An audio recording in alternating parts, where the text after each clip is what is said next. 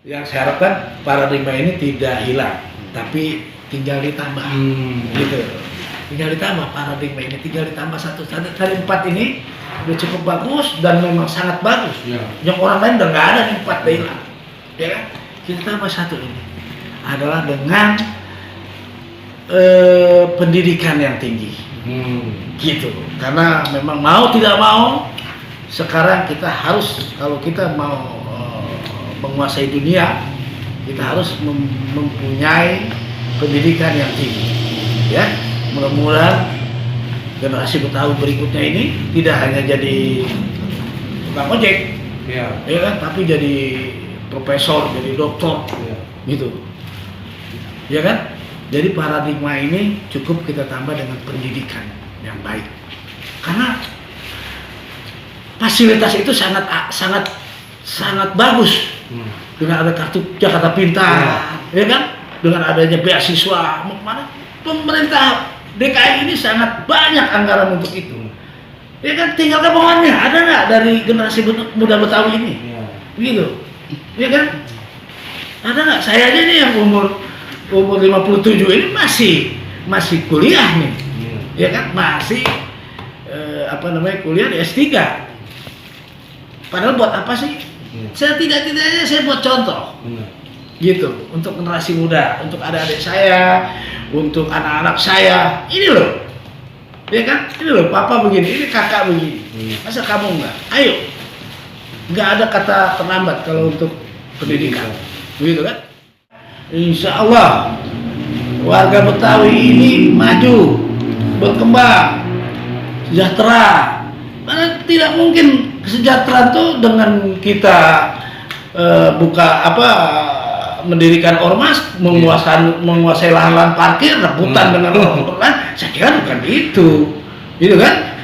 Itu paradigma itu kita tidak usah kembangkan lah. Yang kita kembangkan sekarang paradigma baru ini adalah dari keempat paradigma pokok dari orang tua kita itu, sekarang kita tambah dengan pendidikan yang tinggi. Karena kan sudah terlena nih sekarang, gitu kan? Cuman kerjaannya cuman mundur-mandur naik motor, modifikasi motor, modifikasi mobil, ya kan? Begitu udah beranjak dewasa, begitu udah harus bertanggung jawab, kelabakan. Akhirnya gerabak kerubuk cari pekerjaan. Karena emang tuntutan dapur, ya terima aja lah. Gajinya berapa, terima. Kerja di mana, terima.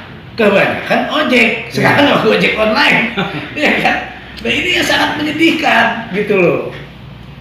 Ini makanya kita harus beri motivasi, gitu. Termasuk salah satunya itu tadi. Kenapa saya masih kuliah?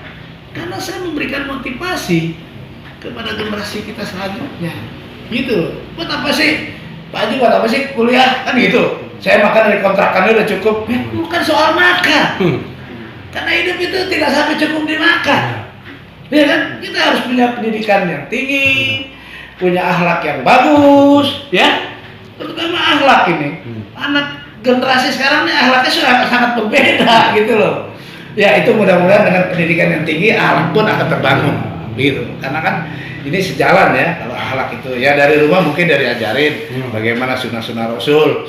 Tapi kan pada tingkat pergaulan umum nih di luar, udah lo ngapain pakai gitu-gituan, kan gitu. Nah itulah, dari pergaulan inilah yang membawa mereka kepada akhlak yang tidak baik. Kalau mereka pendidikan tinggi, insya Allah pergaulannya pun sama-sama dengan yang berpendidikan tinggi. Paling bicara masalah teknologi, bicara masalah kesempatan usaha, ya kan? Sayang loh, untuk warga Betawi ini sebetulnya sangat-sangat berpotensi untuk di entrepreneur ini, sangat berpotensi. Begitu, bohong dah kalau ada orang Betawi nggak bisa dagang, gitu. Emang nenek moyang itu kan dagang, benar nggak? Nah ini, cuman kenapa kok ada di sini ada sedikit lost generation, gitu? Ya karena itu tadi, jadi kesinambungan itu tidak dijaga, gitu.